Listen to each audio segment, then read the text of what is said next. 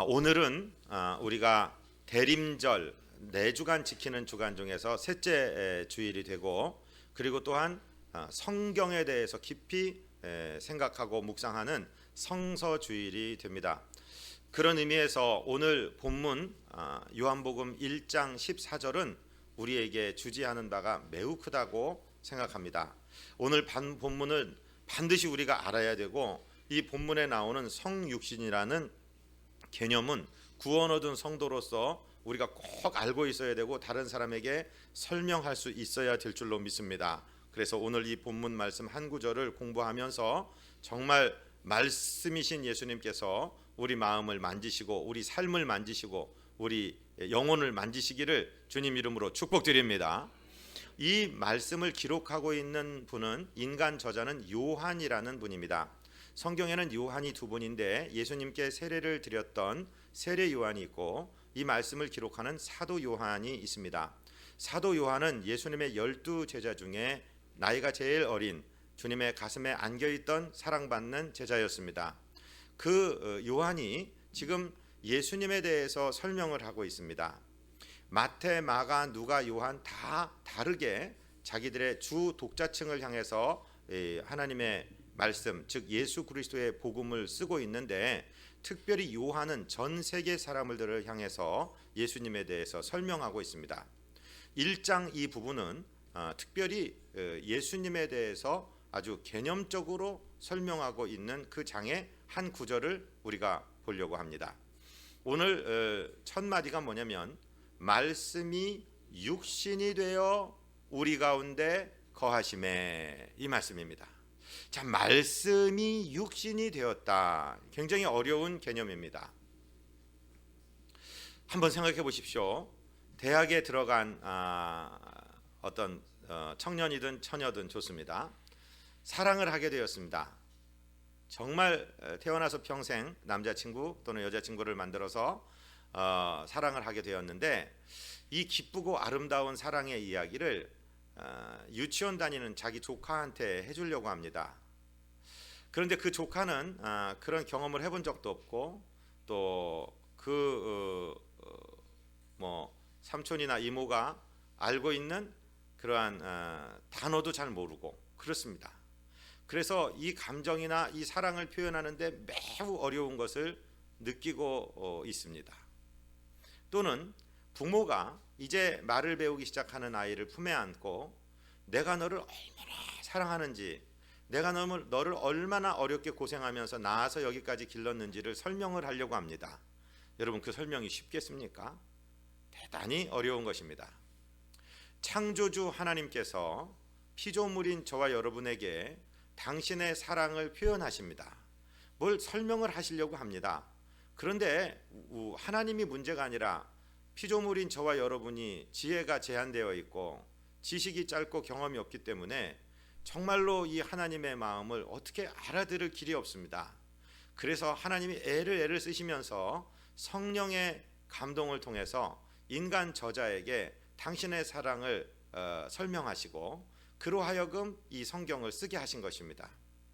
그래서 지금 요한이 우리에게 하나님에 대해서, 예수님에 대해서 뭘 말씀을 하려고 하는데 굉장히 어려운 가운데 말을 하고 있다. 이것을 우리가 먼저 생각해 봐야 될 것입니다.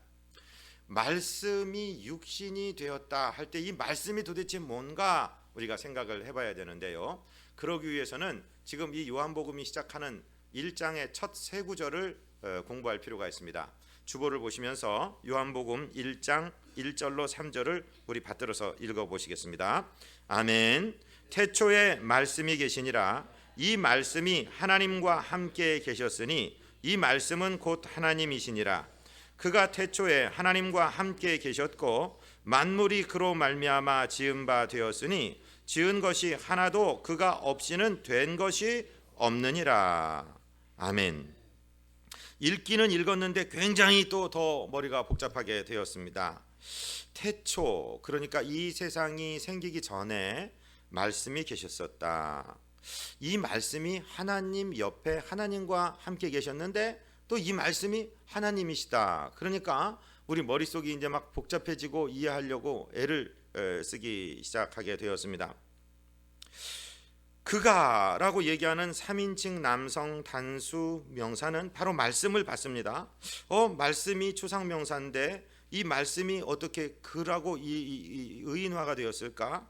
태초에 하나님과 함께 계셨다고, 그리고 만물이 그에 의해서 지음을 받았다고, 그가 없이 되어진 것은 아무것도 없다고, 이게 도대체 무슨 말씀일까? 그런다면 우리는 다시 성경책의, 구약 성경책의 첫째 책, 첫째 장, 첫째 절로 가야 됩니다. 성경책을 한번 열어보세요. 창세기 1장 1절에서 3절을 우리 같이 한번 받들어서 읽으시겠습니다. 아멘. 태초에 하나님이 천지를 창조하시니라. 땅이 혼돈하고 공허하며 흑암이 깊음 위에 있고 하나님의 영은 수면 위에 운행하시니라. 하나님이 이르시되 빛이 있으라 하시니 빛이 있었고. 자, 창세기 1장 1절은 선포입니다. 태초에, 그러니까 독자들, 당신들이 알고 있는 더 최고의 시간 그 전에 하나님이 천지를 창조하셨다. 이것이 선포입니다. 이것으로부터 기독교 신앙이 시작하고 있습니다. 아니, 기독교 시작이 아니라 세계가, 세상이, 우주 만물이 시작하고 있습니다. 이것은 하나의 선언인데 여기서 말하는 하나님은 엘로힘이라고 얘기하는 히브리어 원어입니다. 엘로힘은 집합명사입니다. 예를 들어서 family 그러면은 숫자는 단수인데 그 안에 여러 복수가 있는 것처럼 엘로힘 그러면은 겉으로 볼 때는 단수인데 성부, 성자, 성령을 말하는 것입니다. 창세기 1장 1절은 선포입니다. 그리고 또 하나 우리가 꼭 여기서 생각해야 될 것은 창세기의 저자는 바로 모세입니다. 모세는 출애굽의 리더인데 출애굽 사건이 BC 14세기, 15세기 정도에 일어났습니다. 그러면 지금부터 따져서 3500년 전에 사람이 쓴 책입니다. 3500년 전에 쓴 모세가 3500년 후에 21세기의 과학시대를 살아가는 저와 여러분을 위해서 썼을까요? 아니면 당신과 동시대 사람에게 향하여 썼을까요? 당연히 3500년 전에 살던 인류들, 특별히 히브리 민족들에게 이 우주가, 지구가 어떻게 생겼고 우리는 어떻게 생겼다는 것을 설명하기 위해서 지금 쓰고 있습니다. 그래서 창세기 1장 1절은 선포이고 그 다음에 1장 1절과 2절 사이에는 엄청난 시간의 차가 흘러갔다고 보는 것이 옳습니다. 시간적으로 그게 동시대를 이루는 것이 아니라는 것이지요. 그런데 우리가 인간과 관계된 세상, 즉 그것이 지구를 말하시는 것인지 아니면 은하계를 말하시는 것인지 태양계를 말하시는 것인지 모르지만 적어도 3500년 전에 사람들에게는 그런 개념이 없었고 3500년 전에 살던 사람에게는 지구 중심의 세상을 말하는 것이었을 것입니다. 그래서 그것에 대한 이야기가 2절부터 서술되고 있는데 2절에 보니까 매우 추상적인 단어들이 써 있는 거죠. 땅이 혼돈하고 공허하며, 아니 아무것도 없는데 어떻게 땅이 있지? 하여튼 땅이 있었어요. 혼돈하다는 것은 무질서하게 뒤죽박죽 섞여 있는 무정부 상태와도 같은 것인데 거기다 바로 이어지는 말이 공허하며, 공허하다는 것은 아무것도 없다는 얘기입니다. vanity, vain, 텅 빈 이런 말이에요. 혼돈하다는 말하고 공허하다는 말이 의미상의 충돌을 일으킨다고 볼 수도 있습니다. 그런데 또 흑암이라는 단어가 나옵니다. 흑암이 깊음 위에 있고 그리고 거기에 하나님의 영이 운행하고 계셨습니다. 매우 추상적인 언어들입니다. 우리 인간의 머리로 상상하기가 참 어려운 개념들입니다. 그냥 성경에 있는 대로 그대로 받아들이시기를 바랍니다. 하나님이 그렇게 말씀하시는데 이 우리가 인간과 연관한 세계가 창조되기 이전의 상태가 바로 그런 상태였다는 거예요. 아무것도 없고 어둡고 그것도 아주 깊은 어둠 속에 있고 그리고 무엇인가 뒤죽박죽 있고 땅이 있긴 있고 뭐 이런 개념입니다. 그런데 바로 그 가운데 하나님의 영, 우리가 부르는 성령께서 운행하고 계시더라. 그런데 창세기 1, 2, 3절에 삼위일체가 숨어 있다라고 얘기를 들었는데 도대체 그러면은 성령 나왔고 앞에 하나님 나왔는데 성자 예수님은 어디 나올까 보면은 우리가 3절에 보니까요. 하나님이 이르시되, 옛날 개역 성경에는 하나님이 가라사대, 이게 다시 쉬운 말로 풀면 하나님이 말씀하시되 빛이 있으라 하시니 빛이 있었다. 이때 말씀, 이 말씀이 지금 요한이 자기 요한복음 1장 1절에서 말하고 있는 말씀입니다. 이해되셨으면 아멘 하시기 바랍니다. 하나님이 이르시되가 다른 말로 말하면, 편한 말로 말하면 말씀하시되인데, 그 말씀하신 그 말씀이 요한이 자기 복음서 1장 1절에서 태초에 말씀이 계시니라 하던 때의 말씀입니다. 그래서 예수님께서는 육신을 입고 이 땅에 들어오시기 전에 말씀으로, 로고스로 존재하고 있었는데, 이 하나님이, 이 로고스가 하나님과 본질적으로 동일하신 분이고, 이 로고스가 인간의 몸을 입고 인간의 역사 속으로 들어오신 것을 말씀이 육신이 되어라고 표현하고 있습니다. 그래서 교회에서는 이것을 뭐라고 가르치냐면, 저를 한번 따라하십니다. 성육신. 그 성자를 일부러 주보에 한자를 기록해 나왔는데, 한자 아시는 분 보십시오. 육신이니까 거룩한 육신, 거룩할 성자, 성육신이 아니고 이룰 성자, 성육신입니다. 육신을 이루셨다, 육신을 입으셨다, 말씀이시던 하나님께서 사람이 되셨다, 육신을 입고 이 땅, 이 인류의 역사 속에 2000여 년 전 우리 역사 속으로 주님이 뛰어들어 오셨다, 이것을 말해서 성육신이라고 합니다. 이해가 되시겠습니까? 말씀이 육신이 되어라는 말씀이 이해가 되십니까? 자, 창조주이십니다. 그 말씀이 빛이 있으라라고 선포되었을 때 빛이 생겼습니다. 하늘과 땅이 갈라져라 할 때 갈라졌습니다. 하늘 위의 물과 하늘, 궁창 위의 물과 궁창 아래 물로 나눠지라 말씀하셨을 때 나눠졌습니다.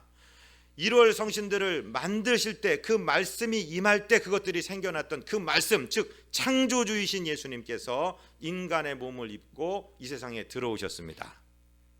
인류의 역사 가운데 하나님이신 하나님께서 직접 인간의 몸을 입으시고 인간과 똑같이 되셔서 이 땅에 들어오신 일은 우리 구주 예수 그리스도 한 분밖에 없습니다. 할렐루야. 이 사건을 인카네이션, 성육신이라고 말하는 것입니다. 우리 예수 믿는 사람들은 이 개념을 꼭 알고 계셔야 됩니다. 이 사건을 기념하는 것이 성탄절입니다. 하나님이 인간이 되셔서 인간의 몸을 입으시고 인간의 아들로 인간의 역사 속에 뛰어 들어오셨습니다. 왜 들어오셨을까요? 왜 하나님이 인간이 되셔야만 했을까요? 사랑하셨기 때문입니다. 제가 일부 예배 때 여쭤봤습니다. 일부 예배 때 오늘 식사당번 이여선 교회 회원들이 많이 계신데, 사랑하면 뭐가 제일 하고 싶습니까? 그러니까 어떤 분이 다 주고 싶어요, 이렇게 말을 해요. 또 어떤 분은 사랑하면 마음이 가요. 그런데 사랑하면 제일 먼저 하고 싶은 게 뭐냐면은 같이 있고 싶습니다. 사랑해 보신 분 아멘. 사랑해 본 분이 이렇게 없어요? 결혼할 때 사랑도 안 하고 하셨나? 네. 사랑하면은 같이 있고 싶습니다.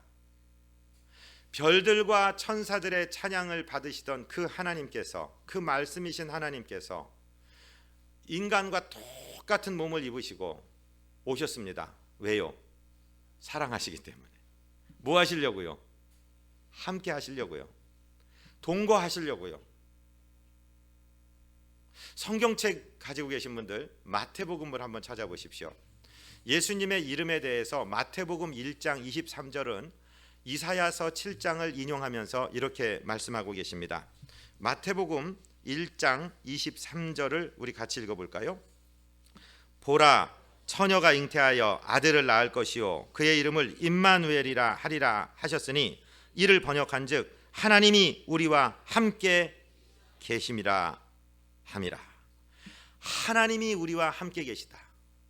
하나님이 저와 여러분을 사랑하십니다. 그런데 하나님을 만난 사람은 살아남을 수가 없습니다. 하나님이 만약에 우리 앞에 나타나셔서 그 광채가 드러날 때 우리 눈이 멀어버릴 것입니다. 그 음성이 들릴 때 우리 귀가 아주 멀어버릴 것입니다. 그렇기 때문에 하나님께서 오히려 인간이 되셔서 인간의 역사 속으로 뛰어 들어오셨습니다. 왜? 저와 여러분을 사랑하시기 때문에, 저와 여러분과 함께 하시려고. 그래서 그 예수님이 탄생하시기 700년 전에 이사야를 시켜서 예언을 하면서 아이를 낳을 텐데, 처녀가 잉태하여 동정녀가 아이를 낳을 텐데 그 이름을 임마누엘이라 하라. 임마누엘, 우리와 함께 계신 하나님, 하나님이 우리와 함께 계시다라고 그 이름을 지으라고 말씀하셨습니다. 한번 생각해 보십시오. 어떤 그룹 회장님이 퍼스트 클래스 비행기를 타고 가십니다. 보딩 패스를 끊었습니다. 보통 퍼스트 클래스는 미국까지 12시간, 13시간 가면은 누워서 주무시고 가도 되고, 뭐 샤워를 하셔도 되고, 편한 거 다 드셔도 되는 것, 보통 이코노미 가격보다 한 3배 정도 비싼 것이 퍼스트 클래스입니다. 그런데 이분이 대합실에서 사랑하던 고등학교 동창을 만났습니다. 정말 좋습니다. 그런데 자기 힘으로 어떻게 그분을 업그레이드를 시켜갖고서 퍼스트 클래스로 올렸으면 좋겠는데 그게 잘 안 됐습니다. 그래서 자기 퍼스트 클래스 앉아야 될 자리를 양보하고 이코노미석, 그 좁은 자리 친구 옆에 있습니다. 승무원이 와서 얘기합니다. 회장님, 자리가 저 앞쪽이십니다. 아니야, 내가 앞쪽 맞는데 나는 내 친구하고 얘기하며 가는 게 훨씬 행복하다오 하면서 12시간, 13시간을 사랑하는 친구와 이야기하고 갔다. 왜 그랬겠습니까? 왜 1등석의 영광을 마다하고 이코노미석에서 같이 갔겠습니까? 그 친구를 사랑했기 때문입니다. 하늘의 보좌와 영광을 다 버리고 오신 주님, 저와 여러분과 함께 있으시기 위해서, 계시기 위해서 낮아지셨습니다. 인간이 되셨습니다. 세상에 많은 신들이 사랑을 이야기하고 세상에 많은 신론이 있습니다만은 피조물과 함께 된, 피조물과 같이 된, 피조물, 자기의 그 영광 중에 자기가 창조한 그 피조물과, 그 낮은 피조물과 같이 되시려고 영광의 보좌를 떠난 신은 우리 구주 예수 그리스도밖에 없습니다. 그분은 저와 여러분과 함께 계십니다. 그런데 함께 계실 뿐만 아니라 함께 계신 목적이 뭐냐면 저와 여러분을 구원하시려 하셨습니다. 지금 마태복음 1장 23절 읽으셨는데 2절을 위에 올라가 보면 21절이 있습니다. 같이 읽겠습니다. 아들을 낳으리니 이름을 예수라 하라. 이는 그가 자기 백성을 그들의 죄에서 구원할 자이심이니라 하니라. 아멘. 예수라는 이름, 임마누엘과 같이 주어진 이름인데, 예수, 저를 따라하십니다. 예수, 건지신다. 예수님이 저와 여러분을 이 죄악 가운데, 이 멸망 가운데, 이 죽음과 저주 가운데서 건지시기 위해서, 저와 여러분과 함께 계시고 저와 여러분을 건지시기 위해서 이 세상에 오셨습니다. 성경을 빨리 찾으시는 분들은 마가복음, 마태복음 뒤에 책 마가복음 10장 45절로 가보십시오. 그 10장 45절에 뭐라고 적혀 있습니까?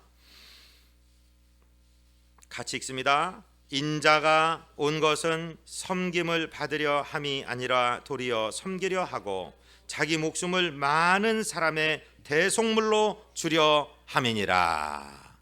우리를 건지시되, 우리 저와 여러분 지어놓은 죄로 말미암아 고난을 받고 형벌을 받고 저주를 받아야 될 저와 여러분을 대신한 대속물로서 당신의 십자가에서 흐르는 보혈로 당신이 모든 징벌, 죄의 대가를 지불하시고 그 보혈로 저와 여러분을 씻기기 위해서 이 땅에 오셨습니다. 사랑하고 존경하는 성도 여러분, 이 성탄절 절기를 우습게 생각하지 마십시오. 세상의 모든 문명은 이슬람에 대해서, 힌두에 대해서, 불교에 대해서 마음껏 열어놓고 선전하며 예수 얘기만 못하게 합니다. 미국에서는 목사님이 예수님만이 구원의 길입니다라고 교회 안에서 설교를 해도 13개 주에서는 고발하면 고발당해서 감옥에 갇히든 벌금을 내야 합니다. 전도 설교를 못하게 되어 있습니다. 노방전도 당연히 못하게 됐죠. 지금 스타벅스 커피점에 가보십시오. 거기 빨간 잔에다가 해피 홀리데이즈라고 써 있습니다. 메리 크리스마스라는 단어를 쓰지 않습니다. 못 쓰게 합니다. 크리스마스는 크라이스트 메스, 거기 그리스도라는 단어가 들어가기 때문에 해피 홀리데이스로 바꾸고 있습니다. 그들의 추수감사절 해피 땡스기빙, 하나님께 감사한다, 감사드린다는 절기도 그냥 해피 홀리데이스로 바꾸고 있습니다. 누가 뭐라고 하지 않아도 미국은 예수 잘 믿겠다고 만든 나라인데 그 나라가 저러고 있는 걸 보면 여러분, 저와 여러분은 문명의 마지막 끝자락을 살아가고 있습니다. 말세지 말을 살아가고 있는 것을 느끼시기를 바랍니다. 여태까지 많은 기독교의 핍박의 사례가 있었고 기독교인을 살해하는 사례가 있었는데 IS 같은 집단은 없었습니다. 저것은 아마 지옥문이 열려서 풀려나온 것들이라고 밖에는 해석할 수가 밖에 없는 이 엄청난 현실 속에 저와 여러분이 살고 있는데, 세상이 그렇게 흘러간다고 해서 하나님의 창조의 질서를 다 파괴시키고 예수 믿으라는 소리도 못하고 동성애가 잘못됐다는 소리도 못하고 메리 크리스마스 말씀도 좋지 않은 세상, 못하는 세상에서 살고 계실 것입니까? 우리는 그럴 수 없습니다. 우리는 목숨을 버리더라도 이 복음을 지켜야 됩니다. 예수님은 저와 여러분을 건지시기 위해서 하늘 보좌와 별들과 천사들의 찬양을 마다하시고 저와 여러분과 같이 되셨고, 저와 여러분을 건지시기 위해서 십자가의 대속물로 당신의 생명과 당신의 육체, 당신의 살을 찢고 피를 흘려 저와 여러분을 살려주셨습니다. 그 분이 세상을 건지러 오신 날이 성탄절입니다. 절대 세상에 뺏기지 않게 되시기를 주님 이름으로 축복드립니다. 우리 예수 믿는 사람들의 입에서는 절대로 해피 홀리데이스라는 말씀이 나오지 않게 되시기를 주님 이름으로 축복드립니다. 그래서 오늘 성서주일 말씀이신 주님께서 육신을 입으신 이 대림절 셋째 주를, 이 말씀을 우리가 지금 공부하고 있는 것입니다. 오늘 본문 요한복음 1장 14절로 다시 한번 돌아와 보십시오. 다시 우리 본문을 받들어 읽겠습니다. 말씀이 육신이 되어 우리 가운데 거하심에 우리가 그의 영광을 보니 아버지의 독생자의 영광이요 은혜와 진리가 충만하더라. 그 예수님께서 지금 이 글을 쓰고 있는 사도 요한과 함께 계셨습니다. 그 요한이 옆에서 봤습니다. 그 예수님의 가슴에 기대어도 봤습니다. 그 예수님의 손이 요한을 다독이고 어루만지신 적도 있습니다. 그 예수님과 함께 먹었습니다. 그 예수님과 함께 잤습니다. 그 요한이 지금 저와 여러분에게 증언하고 있습니다. 내가 봤다. 우리가 봤다. 우리가 봤더니 하나님의 독생자의 영광이 보였다. 하나님의 독생자라는 단어는 지금은 다 외동이들 하나 둘 낳고 안 낳고 이런 시대가 되니까 그렇지만 저희 시대만 해도 자식들이 많이 낳을 때 그중에 아들 하나 있으면 독자라고 그랬습니다. 딸도 없고 아들도 없고 딱 자녀 하나 있으면 독생자라고 그럽니다. 그런데 하나님의 독생자라는 말은 영어로 the one and only, 한 분이시며 단 한 분밖에 없는 그런 뜻입니다. 그런데 이 독생자에는 어떤 의미가 담겨 있냐면, 여러분, 하나님이 하나밖에 없는 아들이면은 이 세상 우주 만물보다 그 아들을 사랑하시지 않겠습니까? 가장 사랑받으신 분이라는 뜻이 이 독생자의 뜻에 담겨 있습니다. 하나님께서 인간에게 직접 당신의 언어로 인간이 들을 수 있는 주파수로 말씀하신 적이 없습니다. 선지자를 통해서 그 선지자의 입에 말씀을 넣어주고 선지자로 하여금 인간의 말을 하게 하셨는데, 하나님이 초자연적으로 자연 질서를 깨트리면서 인간이 들을 수 있는 인간의 주파수에 맞춘 언어로 말씀하신 적이 신약 이 복음서에 2번 나옵니다. 언제냐면 예수님께서 세례 받으시고, 즉 예수님의 세례는 죄를 씻는 세례가 아니라 저와 여러분의 죄를 뒤집어 쓰시는 세례입니다. 그 세례를 받고 나오실 때 한 번, 그리고 변모산에서 모습이 변화되셨을 때 한 번, 2번 하나님께서 인간의 주파수로 말씀하셨습니다. 그 중에 하나가 지금 주보에 누가복음 3장 21절 22절이 쓰였는데 우리 같이 한번 읽겠습니다. 백성이 다 세례를 받을새 예수도 세례를 받으시고 기도하실 때에 하늘이 열리며 성령이 비둘기 같은 형체로 그의 위에 강림하시더니 하늘로부터 소리가 나기를 너는 내 사랑하는 아들이라 내가 너를 기뻐하노라 하시니라. 아멘. 하나님께서 인간의 언어로 증언하신 그 한마디, 이 사람이 내 사랑하는 아들이다. 예수, 너는 인간의 나약성을 모두 자원해서 입고 인간의 제 약성을 입고 인간이 되었는데 너 분명히 알아라. 너는 내 아들이다. 내 사랑하는 아들이다. 내가 너를 기뻐한다. 하나님이 가장 사랑하시는 이름 예수, 하나님이 가장 권세 있게 하시는 이름 예수, 하나님께 가장 존귀한 이름이 예수. 그분이 독생자의 영광을 가지신 예수님이십니다. 그런데 이 예수님은 그 하나님의 사랑, 하나님의 영광을 가지고 뭘 하느냐? 저와 여러분에게 쏟아부어 주고 계시는 것입니다. 저와 여러분을 끝까지 사랑하시는 분, 저와 여러분을 존귀하게 여기시는 분, 우리의 영원한 친구가 되신 분이 바로 이 예수님이십니다. 요한복음 15장에서 예수님은 십자가 지시기 전날 밤에 제자들에게 이렇게 말씀하십니다. 저와 여러분에게 말씀하시는 것입니다. 주보를 보시면서 15장 13절로 15절까지를 읽겠습니다. 사람이 친구를 위하여 자기 목숨을 버리면 이보다 더 큰 사랑이 없나니 너희는 내가 명하는 대로 행하면 곧 나의 친구라. 이제부터는 너희를 종이라 하지 아니하리니 종은 주인이 하는 것을 알지 못함이라. 너희를 친구라 하였노니 내가 내 아버지께 들은 것을 다 너희에게 알게 하였음이라. 아멘. 예수님께서 친구를 위하여 목숨을 버리면 그보다 더 큰 사랑이 없는데 이제 곧 내가 너희를 위하여 목숨을 버릴 것이다를 암시하시면서 너희는 내 친구다. 왜냐하면 종들은 주인의 뜻을 모른다. 시키는 대로 하는 게 종인데 너희는 종의 수준을 넘어섰다. 내가 무엇을 하는지, 무엇을 원하는지, 내가 왜 십자가를 지는지를 너희는 알고 있다. 그래서 이제부터 내가 너희를 친구라고 하고 친구를 위해서 목숨을 버린다 합니다. 그것이 독생자의 영광입니다.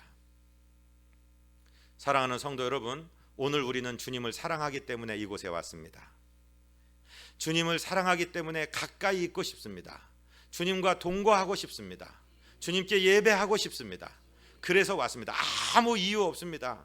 교회 안 오면 하나님이 매를 때릴까 봐, 교회 오면은 뭐가 사업이 잘 될까 봐. 우리 교회는 작은 교회라 사업하는 분 오지도 않습니다. 우리 교회가 적어도 한 1000명, 2000명은 모여야지 명함이라도 뿌리고 장사라도 좀 잘 되죠. 여기 계신 분들은 전부 하나님 사랑하기 때문에 예수 그리스도 앞에 나온 줄로 믿으시기를 바랍니다. 주님께 드리는 제사를 꾸르반이라고 하는데, 꾸르반이라는 말은 꾸르브라는 말에서 왔는데, 꾸르브는 가까이 한다, 나아간다 이 말입니다. 주님이 저와 여러분을 함께 하시려고, 동거하시려고 가까이 오셨는데, 저와 여러분도 이 예수님의 사랑에 감격하여 응답하기 위해서 예수님 사랑하기 때문에 예수님께 가까이 온 줄로 믿습니다. 이 예수님만이 저와 여러분을 죄에서 건지실 분입니다. 다른 이름을 우리에게 주신 적이 없습니다. 예수 이외에 구원 얻을 다른 이름을 우리에게 주신 적이 없습니다. 여러분, 대전에만 해도요, 지금 많은 이단들이 설쳐되고 있습니다. 무슨 신천지 이만희, 무슨 안산홍 증인회에 거기 그 정부였던 장길자, 또 무슨 정명석, 무슨 다른 이름들이 들이대면서 이 사람이 예수의 영을 받아서 이 사람이 보혜사고 이 사람이 재림예수다. 속지 마십시오. 예수님은 바로 그분이십니다. 바로 세례받고 나오실 때 하나님이 말씀하신 그분, 바로 저와 여러분을 위해서 십자가 지신 그분, 죽음 권세를 깨뜨리고 살아나신 그분, 승천하시면서 우리에게 선교 명령을 남겨두시고 속히 오리라고 말씀하신 그분, 다시 오실 그분, 그분이 직접 오시는 것이지 다른 사람 통해서 오는 것이 아닙니다. 여기 있는 목사나 하나님을 전하는 사람들은 예수님의 신랑 되신 예수님의 중매쟁이가 되는 사람들이지 절대로 예수님의 자리를 차지할 수 있는 사람이 못 됩니다. 인간 누구에게도 구원 얻을 이름을 주신 적이 없습니다. 이분 예수 그리스도에게만 구원의 이름이 있는 줄로 믿습니다. 그래서 베드로가 외친 거예요. 다른 이로서는 구원을 얻을 수가 없다. 천하 인간의 구원을 얻을 만한 다른 이름을 우리에게 주신 적이 없기 때문이다라고 베드로는 사도행전 4장에서 분명히 말씀하고 계십니다. 사랑하고 존경하는 성도 여러분, 이 예수님이 저와 여러분을 건지러 이 땅에 오셨습니다. 그분에게는 독생자, 하나님이 딱 한 분으로 지정하신 그 아들, 우리의 유일한 구원의 근거가 되시는 이 예수님, 이분에게만 영광이 있습니다. 할렐루야. 이분에게만 구원이 있습니다. 제가 이 설교를 몇 년까지 더 할 수 있을지 모르겠습니다. 아니 몇 달까지 더 할 수 있을지 모르겠습니다. 그러나 제가 설교를 못한다 하더라도 여러분, 우리에게 구원을 주신 다른 이름을, 우리에게 구원의 근거가 되는 다른 이름을 주신 적이 없습니다. 세상에 종교들 많습니다. 세상에 가르침들 많습니다. 그러나 거기는 생명이 없습니다. 영원한 생명은 우리 위에 생명 주신 창조주 하나님, 말씀이셨던 육신이 되신 그분 예수 그리스도밖에 없습니다. 믿으시게 되시기를 주님 이름으로 축복드립니다. 타 종교인들을 존경하십시오. 싸우지 마십시오. 그러나 진리는 예수 그리스도밖에 없습니다. 오늘 우리가 읽은 요한복음 1장 14절에서 요한은 이렇게 말씀하고 계시죠. 우리 뒷부분을 같이 읽겠습니다. 독생자의 영광이요 이후에 은혜와 진리가 충만하더라. 예수님께 은혜가 있습니다. 은혜를 주실 수 있는 분은 예수님밖에 없습니다. 사랑하고 존경하는 성도 여러분, 먼저 은혜를 받게 되시기를 주님 이름으로 축복드립니다. 은혜라는 게 무엇입니까? 도저히 받을 자격이 없는 사람에게 거저 주시는 것, 그것이 은혜입니다. 저와 여러분의 구원을 위해서 우리는 지불한 것이 아무것도 없습니다. 우리 구주 예수 그리스도께서 십자가에서 다 이루어 놓으셨습니다. 그런데요, 예수 믿고 은혜 받으십시오, 예수 믿고 구원 받으십시오, 그 뜻이 무엇이냐? 요한복음 1장 12절이 설명하고 있습니다. 같이 읽겠습니다. 영접하는 자, 곧 그 이름을 믿는 자들에게는 하나님의 자녀가 되는 권세를 주셨으니. 아멘. 영접하는 자, 누구를? 예수 그리스도를 나의 유일하신 구주로, 나의 죄를 처리하신 구세주로, 나의 주님으로 영접하는 자, 곧 그 이름을 믿는 자, 예수님이 나를 위해 십자가에서 피 흘려주시고 내 죄를 씻어주셨고 나의 보증이 되시고 나의 구세주가 되셨다는 것을 믿는 자들에게는 무슨 권세를 주셨어요? 하나님의 자녀가 되는 권세를 주셨습니다. 저와 여러분, 하나님을 아버지라고 부를 수 있는 것은 바로 이 믿음 때문입니다. 아멘. 교회에 100년 1000년 다녔기 때문이 아니라 예수님을 내 마음에 모시고 있는 사람이 하나님을 아버지라고 부를 수 있는 권세를, 은혜를 얻게 된 건 줄로 믿으시기를 바랍니다. 먼저 이 은혜를 받으십시오. 이 은혜를 깨달으십시오. 이 은혜를 뺏기지 마십시오. 포기하지 마십시오. 그리고 그분이 바로 진리가 되십니다. 진리가 무슨 뜻입니까? 진리, 참된 이치, 진리. 진리에는 두 가지 속성이 있습니다. 하나는요, 모든 사람에게 적용이 되는 것입니다. 이것이 물컵입니다. 이것이 물컵이라면 백인에게도 황인에게도 흑인에게도 물컵입니다. 그렇죠? 그래서 진리입니다. 이것은 모든 시대에 적용이 됩니다. 이것이 조선시대에도 고려시대에도 삼국시대에도 지금도 물컵입니다. 이것이 진리의 특성입니다. 여러분, 세상의 풍조는 변합니다. 유행도 바뀝니다. 사람의 마음도 바뀝니다. 가르침도 달라집니다. 그러나 진리이신 예수님은 불변하십니다. 어제나 오늘이나 영원토록 변함이 없으십니다. 이분만이 진리이십니다. 이분만이 참된 이치이십니다. 복음만이 변질되지 않는 진리입니다. 복음의 진리로 충만하시기를 주님 이름으로 축복드립니다. 예수님만이 진리이십니다. 예수님만이 변치 않으십니다. 이것을 믿는 것이 예수 믿는 것입니다. 사랑하고 존경하는 성도 여러분, 이 진리를 뺏기지 마십시오. 교회에서 쓰는 은혜의 용어들을 세상이 막 갖다 씁니다. 여러분, 참 웃깁니다. 그래도 불금에는 치맥이 진리지? 이렇게 얘기를 해요. 불타는 금요일에는 치킨과 맥주 먹는 게 이게 최고라는 얘기를 진리라고 얘기해요. 그러다 치킨 질리게 될 겁니다, 아마. 남들이 많이 한다고 해서 진리가 아니라 변치 않는 진리는 예수 그리스도밖에 없습니다. 어떤 코미디언은요, 또 할렐루야 하나님을 찬양한다는 걸 지 코미디 대사에 써먹기도 하고, 무슨 TV를 보면은 효과 음악으로 할렐루야 이게 막 나오기도 하는데, 하여튼 어찌되건 그리스도의 이름이 전파돼서 좋긴 좋은데 그렇게 값싸게 들려질 것이 아니라는 것이죠. 저와 여러분, 인생이 바뀌고 정말 세월이 흘러도 변치 않는 것은 예수님이 날 위해 십자가 지셨다. 예수님의 십자가에서 내 죄가 해결되었다. 내가 죽을 수밖에 없었는데 그분이 죽어주셨다. 그리고 그분이 죽음 권세 깨뜨리고 살아나셨다. 기도하시겠습니다. 제가 오늘 여쭤봅니다. 단 한 사람이라도 있을 수가 있을 것 같습니다. 아, 목사님, 나는 오늘 예수에 대해서 달리 알게 되었습니다. 내 죄가, 내가 어찌 할 수 없어서 정말 죄책감에 시달리는 이 죄가, 그 예수라는 하나님의 아들, 그 창조주께서 나와 똑같이 인간이 되시고 십자가에서 피 흘려주심으로 내 죄를 씻었다는 사실이 믿어집니다. 이 예수님을 내가 마음속에 영접한 적이 없는데 지금 영접하고 싶습니다. 그래서 나도 하나님을 담대하게 아버지라고 부르는 자녀가 되고 싶습니다. 이런 분이 계십니까? 그러면 자리에서 일어나세요. 아니면 나는 오래전에 예수 믿었는데 내 감격이 다 사라졌었습니다. 나는 오늘 다시 확신하고 정말 내가 하나님의 자녀인 것 확신하고 싶습니다. 나를 위해서 기도해 주시겠습니까? 하는 분이 계시다면 자리에서 일어나십시오. 여러분, 한 사람의 영혼은 천하보다 귀한 영혼입니다. 요한계시록 3장 20절에서 주님 말씀하십니다. 볼지어다 내가 문 밖에 서서 두드리노니 누구든지 내 음성을 듣고 문을 열면 내가 그에게로 들어가 그로 더불어 먹고 그는 나로 더불어 먹으리라. 주님이 말씀하셨습니다. 주님은 강제로 내 마음을 열고 들어오지 않습니다. 내가 내 마음 문을 열고 영접할 때 그분이 들어오십니다. 지금 내 마음의 문 밖에서 놓고 하시는 주님의 음성을 들으신다면 자리에서 일어나십시오. 옆에 사람들 뭐 두려울 필요가 뭐가 있습니까? 다 예수님 영접한 사람들인데.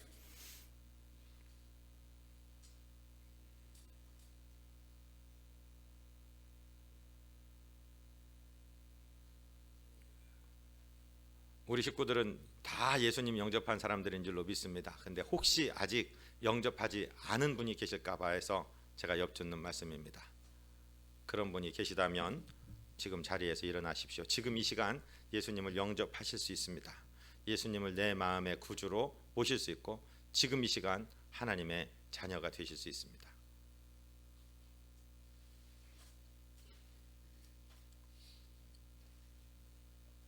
아멘. 우리 식구들은 다 정말 예수님 잘 영접하고 믿고 계셔서 정말로 감사드립니다. 제가 기도하겠습니다. 하나님 우리 아버지 참 감사합니다. 하늘 보좌 영광 마다하시고 이 땅에 오셔서 나 같은 것을 위해서 함께 계시고 몸버리셔서 십자가 지시고 보혈 흘려서 구원하신 우리 구주 예수 그리스도 나의 구세주를 찬양합니다.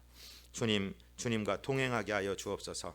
하나님, 예수님께서는 나를 위해서 나와 함께 계시기 위해서 모든 것을 포기하고 오셨는데 나는 예수님 팔을 뿌리치고 갔던 적이 많이 있었습니다. 주님, 우리를 용서해 주시고 이제 이후로는 주님 손 꼭 붙잡고 어느 곳이든지 주님과 동행하는 삶을 살도록 인도하시고 이 예수님을 전하는 귀한 대림절 절기가 되도록 우리를 경성하여 주옵소서. 예수 그리스도 이름으로 믿사옵고 축복하고 간구하옵나이다. 아멘.